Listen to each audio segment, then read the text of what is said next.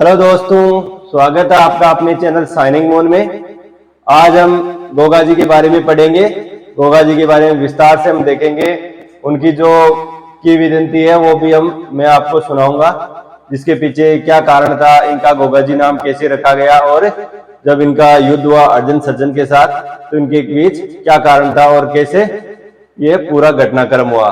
तो हम देखते हैं इनका जो जीवन चक्र है वो देखते हैं। सबसे पहले इनके पिता का नाम जेवर जी राठौड़। गोगा जी के पिताजी का क्या नाम था? जेवर जी राठौड़। माता बाछल दे, पत्नी केलम दे। पत्नी का नाम क्या था? केलम दे। इनका जन्म हुआ 1003 ईस्वी में ददरेवा राजगढ़ राजस्थान में इनका जन्म हुआ। इनके उपनाम क्या क्या उपनाम है?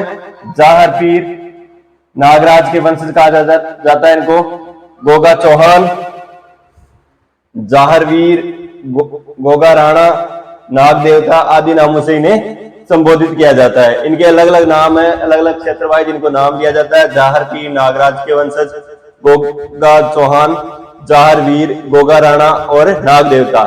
ये जो हिंदू धर्म है और मुस्लिम धर्म दोनों में पूजे जाते हैं। मुसलमान इन्हें क्या बोला जाता है? जाहर पीर बोला जाता है। मुसलमानों में जाहर पीर बोला जाता है। इसके बाद हम देखते हैं इनकी धाम ददरेवा गोगामेड़ी हनुमानगढ़ में है। हथियार इनका क्या था? भाला था, घोड़ा, गोगा बप्पा। घोड़े का क्या नाम है? गोगा बप्पा या नीला घोड़ा। क्या कहा जाता है? गोगा बप्पा या नीला घोड़ा।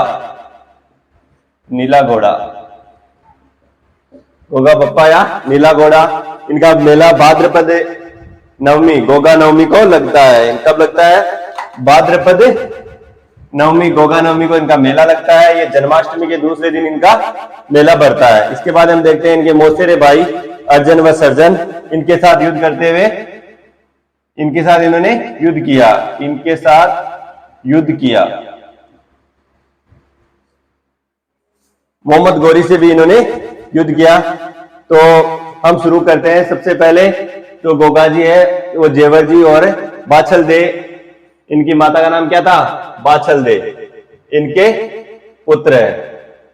तो जेवर जी और बाछल दे के सबसे पहले क्या होता है? जेवर जी और बाछल दे के कोई पुत्र नहीं होने के कारण ये परेशान रहते हैं। जो जैसे राज्य में ये बाहर निकलते हैं तो इनका कोई मुंह देखना नहीं चाहते हैं। अगर कहीं मिल जाते हैं तो ये अपशकुन माना जाता है। कई बार इनको इनसे जो ये कारण था उनका कि उनके कोई संतान नहीं थी, इस वजह से इन्हें कई बार मायूस होना पड़ा। कई बार जो लोग हैं खेत में जाते समय अगर ये मिल जाते थे तो क्या कर देते थे? वापस लौट जाते थे, अपशकुन हो जाना। ऐसा माना जाता था कि जो जिसकी संतान नहीं है उनको देखने पर क्या हो जाता है? अपशकुन हो जाता है। तो ये बाछल दे और जेवर जी बार बार परेशान होते रहते। तो बाद में एक बार क्या होता है कि इन्होंने नौलखा बाग बनवाया। क्या बनवाया? नौलखा बाग बनवाया, जिसमें 9 लाख, कितने? 9 लाख पेड़ लगवाए। कितने लाख पेड़ लगवाए? जेवर जी ने 9 लखा बाग बनाया जिसमें 9 लाख पेड़ बनवाए। वो पेड़ धीरे धीरे बड़े हो गए और जब उन पर फल लगे, क्या लगे? जब इन पे फल लगे तो जो बगीचे वाला होता है, रक्षक होता है, उससे पहले जेवर जी ने कभी भी वहां पे जाके नहीं देखा। और जो बगीचे वाला होता है वहीं पे उसके काम करता है। और बगीचे में जब फल लग जाते हैं तो बगीचा जो माली होता है वो सोचता है कि जो फल लगे हुए हैं उनको राजा के पास पहुंचा देता हूं। तो जैसे ही वो फल लेके राजा के पास जाता है तो जो राजा फल खा के सोचते हैं कि जो बाकी के फल है वो मैं अपनी प्रजा में बांटूंगा। तो जैसे ही राजा वहां से निकलता है और उससे 9 लखा बाग में प्रवेश करता है। कहां प्रवेश करता है? 9 लखा बाग में प्रवेश करता है। और ऐसा सुना जाता है कि जैसे ही इन्होंने प्रवेश किया 9 लखा बाग में तो जो बाग हरा भरा बाग था, कुएं थे, जो भी पानी का स्रोत था वो सब सूख गए और बाग भी एकदम सूखा वीरान हो गया। तो इसके बाद में सब गांव वालों ने और सब राज्य वालों ने सोचा कि ये अपशकुन का कारण है और राजा हमारा अपशकुन ही है। तो उसके बाद में धीरे धीरे ये घटनाक्रम चलता रहता है। एक बार क्या होता है कि यहाँ जो गुरु गोरखनाथ इनके यहाँ आते हैं। यहाँ आने पर जो बाछल दे ये 12 वर्ष तक क्या करती है? 12 वर्ष तक उनकी सेवा करती है। 12 वर्ष तक ध्यान लगा के उनकी सेवा करती है। और जब गुरु गोरखनाथ इसके जो बगीचे में नौलखा बाग में जब प्रवेश करते हैं तो वहां पे जैसे वो रुकते हैं तो जो उनके शिष्य होते हैं वो बोलते हैं कि इस वीरान जगह पर हम क्या करेंगे, इस वीरान जगह पर रुक के हमारा कोई अच्छा उद्धार होने वाला नहीं है और हमसे कोई यहाँ मिलने वाला नहीं है।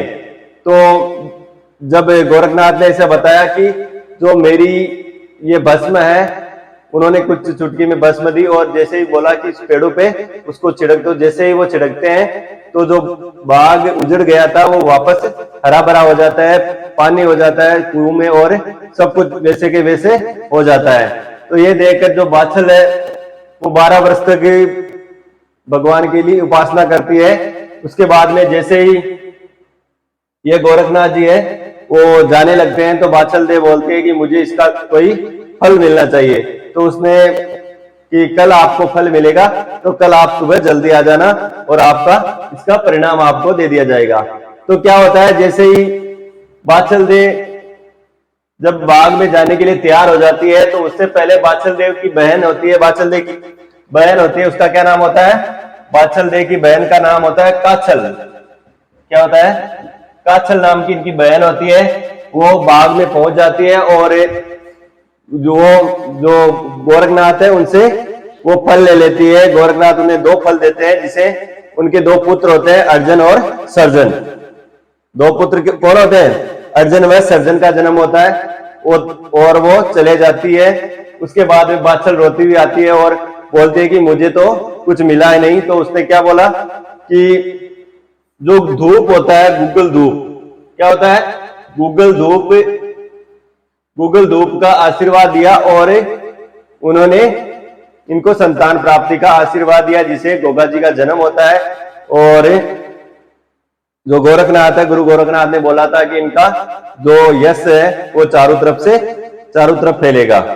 उसके बाद में जब भविष्य में आगे ये चलते रहते हैं, उसके बाद में ये होता है कि जब गोगा जी का युद्ध होता है, किनसे होता है, अर्जुन व सर्जन से इनका युद्ध होता है। अर्जुन सर्जन को ये मार देते हैं। उसके बाद में मोहम्मद गौरी से इनका युद्ध होता है। क्या होता है, मोहम्मद गौरी से युद्ध होता है और मोहम्मद गौरी से जब युद्ध करते समय इनकी क्या हो जाती है, युद्ध करते समय इनकी मृत्यु हो जाती है। इसके बाद में जो इनका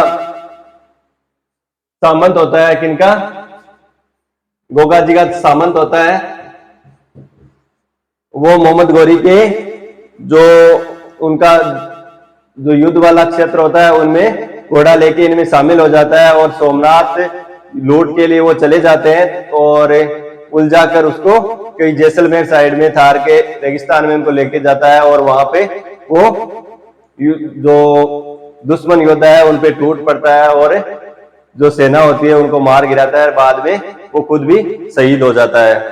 तो यह थी गोगा जी के बारे में जो किंवदंती है और पौराणिक कथा है। वो आज का सेशन आपको कैसा लगा? अगर अच्छा लगा हो तो अपने दोस्तों को जरूर शेयर करें और अगर हमारे चैनल पर नए हो तो चैनल को सब्सक्राइब करें। Thank you for watching.